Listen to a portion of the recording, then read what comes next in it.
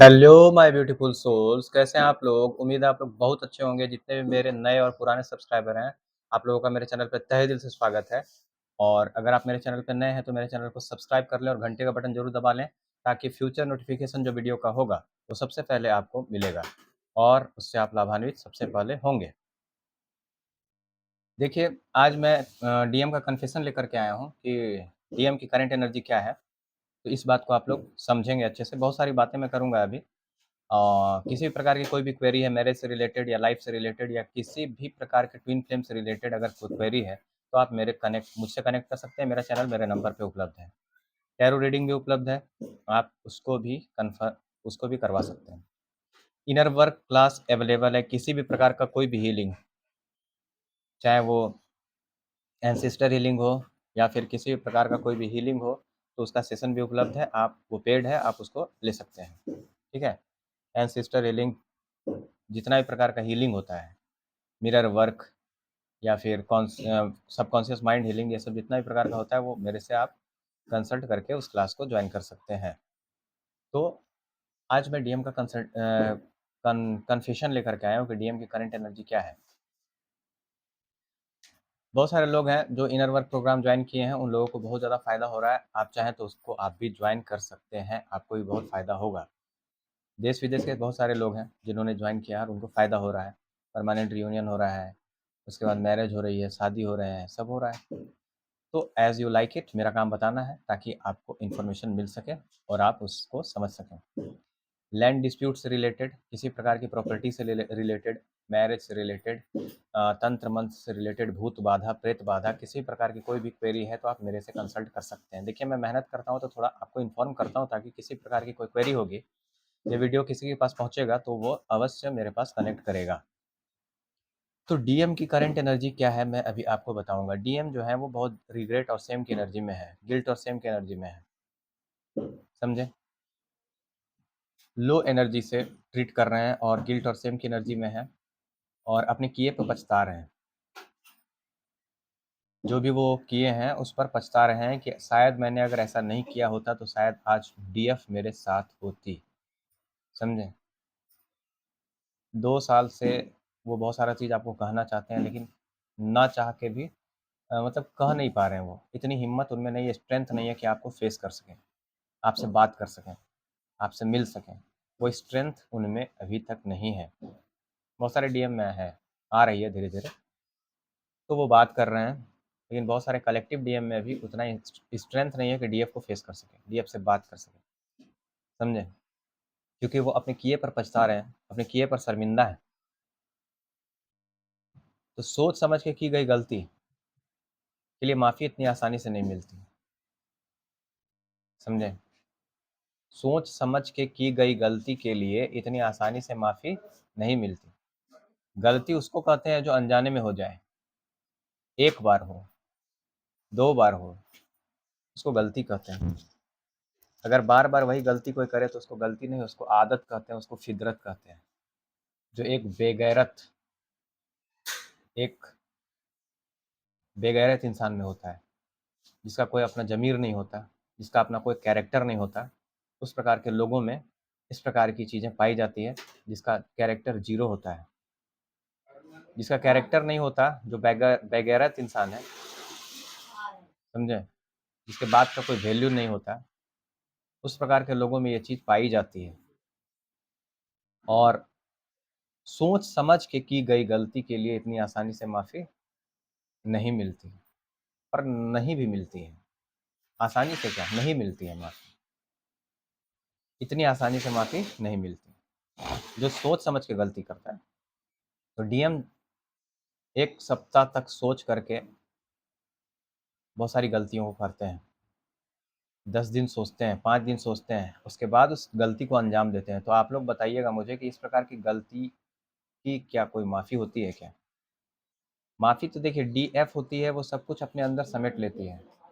वो सबको माफ़ कर देती है खुद के लिए, ताकि वो खुद के साथ चैन से रह सके, खुद के साथ वो अच्छे से रह सके, भगवान के साथ यूनियन में रह सके, इसलिए वो माफ़ कर देती है सबको। लेकिन सोच समझ के की गई गलती के लिए माफ़ी नहीं होती। कोई गलती एक बार करता है, उसको माफ़ कर दिया जाता है, लेकिन सोच समझ के जो बार-बार गलती करे, उसको गलती नहीं, उसको फितरत कहते हैं, उसको आदत कहते हैं। जो एक बेगैरत इंसान में होता है, जिसका कोई अपना ईमान नहीं होता, जिसका कोई अपना कैरेक्टर नहीं होता। समझे? तो ये आप लोग की जर्नी, आप लोग अपने हिसाब से इस चीज़ को समझ लें कि आपको माफ़ करना है डीएम को या नहीं करना है। समझे? या फिर लेसन देना है या नहीं देना है, अपने साथ उनके साथ सोल मिशन करना है या नहीं करना है, ये आप पे डिपेंड करेगा। ठीक है? आपके कॉन्शियसनेस पे डिपेंड करेगा। तो आज डीएम का कन्फेशन लेकर के आया हूँ मैं। डीएम बहुत ज़्यादा गिल्ट और शेम की एनर्जी में है। वो गिल्ट और शेम की एनर्जी से ऑपरेट कर रहे हैं और अपने किए पर पछता रहे हैं। वो सब सारा दिन याद कर रहे हैं जो आपके साथ बिताए थे। वो हर पल याद कर रहे हैं जो आपके साथ बिताए थे, और वो पहला जो नज़र था, जो आप पहली बार उनसे मिले थे, उस चीज़ को भी वो याद कर रहे हैं। समझे? और अपने किए पर शर्मिंदा हैं। क्या-क्या कहते हैं सो देखिए मैं बता देता हूँ आपको। मेरे प्रिय, मैंने तुम्हारे साथ जो व्यवहार किया, उससे मुझे बहुत पछतावा हो रहा है। आपने मेरी ओर से इस उदासीनता के लायक कुछ भी नहीं किया। मैंने आपके साथ जो व्यवहार किया, उससे मुझे बहुत पछतावा हो रहा है। काहे कि बहुत गंदा जैसा व्यवहार एक डीएम डीएफ से करते हैं, किए थे, करते भी हैं, बहुत सारे होते हैं ऐसे। आपने अपनी ओर से इस उदासीनता, मतलब इस प्रकार का जो मैं व्यवहार किया, उसके लिए आपने कुछ भी नहीं किया ऐसा, फिर भी मैंने आपके साथ ऐसा व्यवहार किया। मैं खुद गलती कर रहा था या कर रही थी और खुद विक्टिम की एनर्जी में घूम रही थी। दुनिया के सामने मैं ही रोना रो रही थी कि मैं गलती नहीं कर रही हूँ। लेकिन गलती तो मैं ही कर रही थी और विक्टिम की एनर्जी में भी मैं ही घूम रही थी। ये समझ आ गया मुझे। मुझे तुम्हें अपने करीब रखना चाहिए था। मुझे आपके साथ बेहतर व्यवहार करना चाहिए था। ऐसा डीएम कह रहे हैं कि मुझे आपको अपने करीब रखना चाहिए था। मुझे आपसे दूर नहीं जाना चाहिए था। आपके साथ अच्छा व्यवहार करना चाहिए था। लेकिन वो ऐसा नहीं किए। क्योंकि उस समय पैसा बहुत ज़रूरी था। स्मार्टनेस बहुत ज़रूरी था। जवानी का जोश था। स्मार्टनेस, खूबसूरती, पैसा, उम्र, ये सब चीज़ बहुत ज़रूरी था उस समय। करियर बहुत ज़रूरी था। दोस्त बहुत ज़रूरी थे। अपनी फैमिली बहुत ज़रूरी थी। अपने मामा, अपना भाई, अपनी माँ, अपने बाप बहुत ज़रूरी थे। डीएफ को तो इस प्रकार फेंक दिया गया था जैसे वो कूड़ा है, करकट है, अपने जीवन से निकाल कर के, ताकि वो अपने फैमिली के साथ रह सके, ताकि वो अपने परिवार के साथ, अपने दोस्त के साथ रह सके, खुल के जी सके, जो मन में आए सो कर सके, मल्टीपल रिलेशनशिप में रह सके। इसलिए वो डीएफ को छोड़ दिए थे, क्योंकि डीएफ उसको सही मार्ग दिखा रही थी, सही रास्ता दिखा रहे थे। समझे? इसलिए वो उसको छोड़ दी थी, क्योंकि ये रोक-टोक करता है या करती है और हमको बुरे रास्ते पर जाने नहीं देता। वो मेरे लिए लड़ रहा है, इसीलिए उसको वो छोड़ दी थी। समझे? तो आज उनको पछतावा हो रहा है कि मुझे तुम्हें अपने करीब रखना चाहिए था। मुझे आपके साथ बेहतर व्यवहार करना चाहिए था। मेरा इरादा आपको ठेस पहुँचाने का नहीं था। मुझे माफ़ कर दो मेरे प्रिय। मेरे प्रिय, मुझे माफ़ कर दो। मुझे मेरा इरादा तुम्हें ठेस पहुँचाने का नहीं था। सोच समझ के ठेस पहुँचाया गया था। और आप आज कह रहे हैं कि आपका इरादा ठेस पहुँचाने का नहीं था। आप सोच समझ के वो सारा काम डीएम कर रहे थे। सोच समझ के सारा काम डीएम कर रहे थे, ताकि डीएफ हर्ट हो सके। डीएम सारा काम सोच समझ के कर रहे थे, ताकि डीएम हर्ट हो सके। वो सारा काम कर रहे थे जो कि डीएफ को पसंद नहीं था, ताकि डीएफ हर्ट हो सके, डीएफ पेन में रह सके। समझे? तो सोच समझ के सारा काम किया जा रहा था, बिना सोचे समझे नहीं किया जा रहा था। मैं अब जानता हूँ कि मैं केवल आपका हूँ। अच्छा, अब केवल आप मेरे हैं। पहले कितनों कितनों के थे? प्रसादी थे क्या जो बँट गए थे? हैं? भंडारा का प्रसादी जो बँट गए थे सब में, क्या? एक डीएफ तो यही पूछेगी ना। एक डीएफ को ऐसा ही जवाब देना था चाहिए था कि भंडारा के प्रसादी थे आप कि ऐसे-ऐसे बँट रहे थे सब में। हाँ? उस समय डीएफ को आप कह रहे थे कि मेरी ज़िंदगी से जाने का क्या लोगे तुम? तो डीएम आपको हमेशा के लिए छोड़ते हैं। डीएम जी, डीएफ आपको हमेशा के लिए छोड़ रही है, हमेशा के लिए छोड़ते हैं। अब आप खुश रहिए अपने जीवन में ताकि आप इतना समझ लीजिए कि आप डीएफ आपके जीवन में अब नहीं आएगी कभी। वो अपना सोल मिशन खुद करेगी और आपकी ज़िंदगी से वो जा चुकी है। आप अपने दोस्त के साथ, अपने यार के साथ, अपने परिवार के साथ खुश रहिए। एक डीएफ को यही बोलना चाहिए, मैं आपको बता देता हूँ। एक डीएफ को यही बोलना चाहिए इस प्रकार के बेगैरत, कैरेक्टरलेस और बेगैरत इंसान को, एक इस प्रकार के कैरेक्टरलेस इंसान को यही कहना चाहिए, जिसके बाद का कोई वैल्यू नहीं है और सोच समझ के की गई गलती के लिए कोई माफ़ी नहीं होता। डीएम को तो ऐसे माफ़ नहीं करना चाहिए। डीएफ बेवकूफ़ अब नहीं है, ठीक है? कि उसको कोई बेवकूफ़ बना के निकल जाएगा। अली बाबा का ढाबा डीएफ खोल के नहीं रखी है कि कोई भी आएगा और वो चला जाएगा। समझे? तो इस चीज़ को समझ जाएँगे जितने भी डीएफ हैं, अपने इश्यू पर काम करेंगे। आगे कहते हैं, क्या सो पहले देख लीजिए। मैं जल्द ही आपसे मिलने आ रहा हूँ, ठीक है? मुझे विश्वास है कि हम साथ मिलकर इस जर्नी का अंत करेंगे, ऐसा कह रहे हैं। मुझे विश्वास है, इस 100 चूहा खा करके डीएम को इतना विश्वास है कि वो हज पे जाएगी, समझ लीजिए।